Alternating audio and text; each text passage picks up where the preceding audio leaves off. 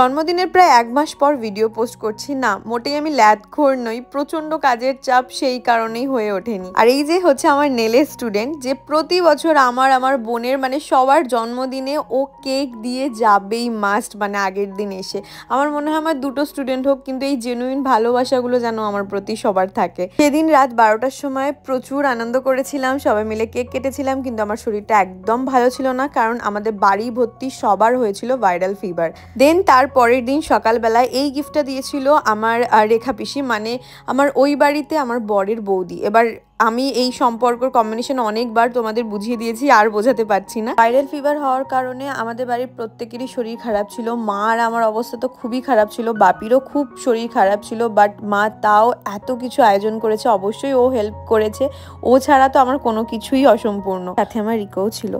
আর এইটা হচ্ছে সন্ধেবেলার আয়োজন। কাবেরী দিরাও এসেছিল একটা বড় সড়ো কেক নিয়ে। প্রতি বছর কাবেরী দি, দিয়া দি, পূজা দি আমার জন্মদিন খুব ভালো করে সেলিব্রেট করে, আর এই বাচ্চা পার্টিরা তো থাকবেই। এখানেও তোমাদের অনেকের কোয়েশ্চেন হতে পারে যে তোমার জন্মদিনে তোমার শ্বশুরবাড়ি থেকে কেউ আসেনি কেন, কিন্তু দেখো রিয়ন এখানেই দাঁড়িয়ে আছে, বাট ও এতই লজ্জা পায় লুকিয়ে লুকিয়ে দাঁড়িয়ে আছে।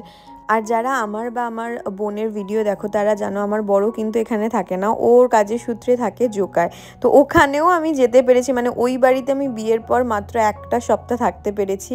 আমার কাজের জন্য আমি সেইভাবে কোথাও যেতেই পারি না। আর আজকের এই লুকটা ছোট্ট করে আমি আগেও শেয়ার করেছি, সেখানে সব থেকে বেশি কমেন্ট পেয়েছি এই শাড়িটা আমি কোথা থেকে নিয়েছি। আসলে এই শাড়িটা আমি কোথাও থেকে নিইনি, মানে আমার বোনের কালেকশন থেকেই এই শাড়িটা আমি নিয়েছিলাম। ভীষণ সুন্দর দেখতে, আর তোমাদের যে কতটা পছন্দ হয়েছে সেটা তো তোমাদের কমেন্ট দেখলেই বোঝা যায়। বাট ও আর এই কালেকশনগুলো দেখায়নি লাইভে, হয়তো পুজোর সময় দেখাবে, আমি জানি না। যদি দেখায় তাহলে দেখতে পাবে তোমরা পরবর্তী সময়। আর এখানে দেখো সবাই মিলে আমরা বসেছিলাম কেক কাটার জন্য, আর এই লুকিয়ে লুকিয়ে চেয়ারের ভেতরে ঢুকে যাচ্ছিল। এখানে তোমরা দেখতে পাবে যে যার কাজে ব্যস্ত, সবাই সবার কাজে ব্যস্ত, আর বনি সবাইকে স্প্রেগুলোকে দিয়ে ভূত করতে ব্যস্ত। এখানে হচ্ছে ছোটখাটো যুদ্ধ, কে আমাকে গিফট দেবে সেই নিয়ে। গিফটের জন্য যুদ্ধ হচ্ছে, কে দেবে গিফট, বাড়ি দেবে। Thank you.